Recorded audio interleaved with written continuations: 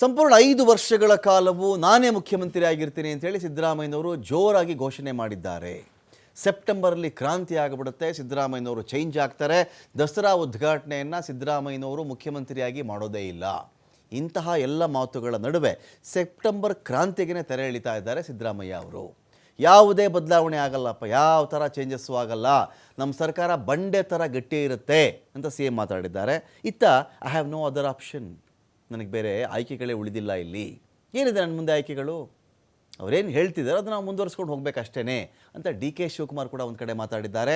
ನಾನು ಸಪೋರ್ಟ್ ಮಾಡಲೇಬೇಕು, ಮಾಡ್ತೀನಿ, ನಾನು CM ಬೆನ್ನಿಗೆ ನಿಂತ್ಕೊಂಡು ಸಹಕಾರವನ್ನು ಕೊಡ್ತೇನೆ, ಹೈಕಮಾಂಡ್ ತೀರ್ಮಾನಕ್ಕೆ ನಾನು ಬದ್ಧನಾಗಿದ್ದೀನಿ ಅಂತ ಕೂಡ DK ಶಿವಕುಮಾರ್ ಮಾತಾಡಿದ್ದಾರೆ. ಅಂದರೆ ಈಗ ಕಾಂಗ್ರೆಸ್ ಒಳಗಡೆಯೇ ಒಂದಷ್ಟು ಬೇಗುದಿ, ಒಂದಷ್ಟು ಅಸಮಾಧಾನ, ಒಂದಷ್ಟು ನಾಯಕರ ಹೇಳಿಕೆಗಳು, ಏನೋ ಚೇಂಜ್ ಆಗಿಬಿಡ್ತಾರಂತೆ, ಇಲ್ಲ ಈ ಬಾರಿ ಗ್ಯಾರಂಟಿ ಅಂತೆ, ಈ ಥರದ್ದೆಲ್ಲ ಮಾತು ಬರ್ತಾ ಇದ್ದಾಗ ಸುರ್ಜೇವಾಲಾ ಆಗಾಗ ಈ ಥರ ವಿಸಿಟ್ ಮಾಡ್ತಾ ಇರ್ತಾರೆ, ಮೀಟಿಂಗ್ಗಳನ್ನು ಮಾಡ್ತಾ ಇರ್ತಾರೆ. ಕ್ಯಾಬಿನೆಟ್ ಮೀಟಿಂಗ್ ಕೂಡ ನಡೆದಿದೆ. ಇದೆಲ್ಲ ಆದ ಮೇಲೆ ನಮ್ಮ ಸರ್ಕಾರ ಸೇಫ್ ಆಗಿರುತ್ತೆ, ಯಾರಿಗೂ ಅಂಥ ಆತಂಕ ಬೇಕಾಗಿಲ್ಲ ಅಂತ ಅನುಮಾನವೂ ಬೇಡ, ಆತಂಕವೂ ಬೇಡ, ಆ ಥರದ ಬಯಕೆನೂ ಇಟ್ಕೋಬೇಡಿ. ಈ ಸಂದೇಶವನ್ನು ತುಂಬ ಯಶಸ್ವಿಯಾಗಿ ಒಂದು ಕಡೆ ಸಿದ್ದರಾಮಯ್ಯನವರು ಕೊಟ್ಟಿದ್ದಾರೆ. ಇವತ್ತು ನನ್ನ ಮುಂದೆ ಏನು ಆಪ್ಷನ್ನೇ ಇಲ್ಲಪ್ಪ, ಏನು ಮಾಡಲಿ, ನಾನು ಸಿದ್ದರಾಮಯ್ಯವರ ಬೆನ್ನ ಹಿಂದೆ ನಿಂತ್ಕೊಂಡು ನಾನು ಈ ಒಂದು ಸರ್ಕಾರಕ್ಕೆ ಬೆಂಬಲವಾಗಿ ನಿಂತ್ಕೊಳ್ತೀನಿ, ಕೆಲಸ ಮಾಡ್ತೀನಿ ನಾನು ಅನ್ನೋ ರೀತಿಯಲ್ಲಿ DCM ಅವರು ಕೂಡ ಹೇಳಿಕೆ ಕೊಟ್ಟಿದ್ದಾರೆ. ಸದ್ಯಕ್ಕೆ CM ಪಟ್ಟದ ಕದನಕ್ಕೆ ತಾತ್ಕಾಲಿಕ ಬ್ರೇಕ್ ಬಿದ್ದಿದೆ.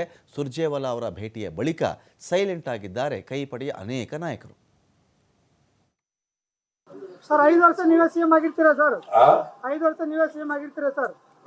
ನೀವು ತಾವು 5 ವರ್ಷ CM ಆಗಿರ್ತೀರಿ? ಹೌದು, ನಾನೇ. ಈಗ ಅವ್ರು ಬಿಜೆಪಿ ನವಂಬರ್ಗೆ ಬದಲಾವಣೆ ಆಗುತ್ತೆ ಅಂತ ಹೇಳ್ತಾ ಇದಾರೆ ಸರ್. ಯಾರು? ಬಿಜೆಪಿ ಅವರು JDS ಅವರು ಸರ್. ಅವರು ನಮ್ಮ ಹೈಕಮಾಂಡ್.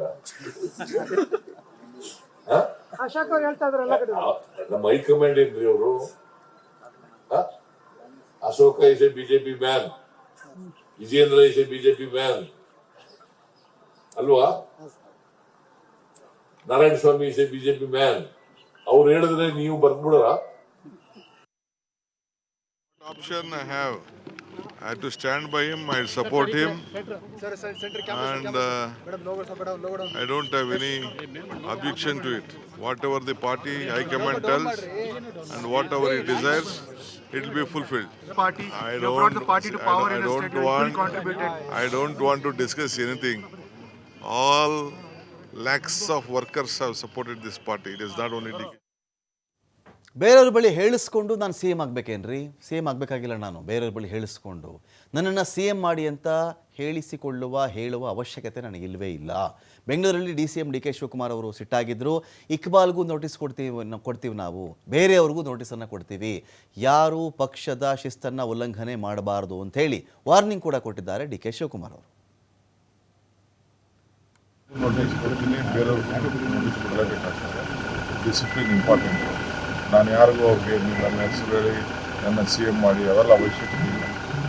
ಈಗ CM ಮುಖ್ಯಮಂತ್ರಿ ಇರ್ಬೇಕಾದ್ರೆ ಬೇರೆಯವ್ರದ್ದು ವಾಪಸ್ ನನ್ನಂಥವ್ರು 100 ಜನ ಕಷ್ಟಪಟ್ಟಿದ್ದಾರೆ. ನಾನು ಒಬ್ಬರೇ ಪಟ್ಟಿದ್ದೇನೆ, 1000 ಜನ, ಲಕ್ಷಾಂತರ ಜನ ಕಾರ್ಯಕರ್ತರು.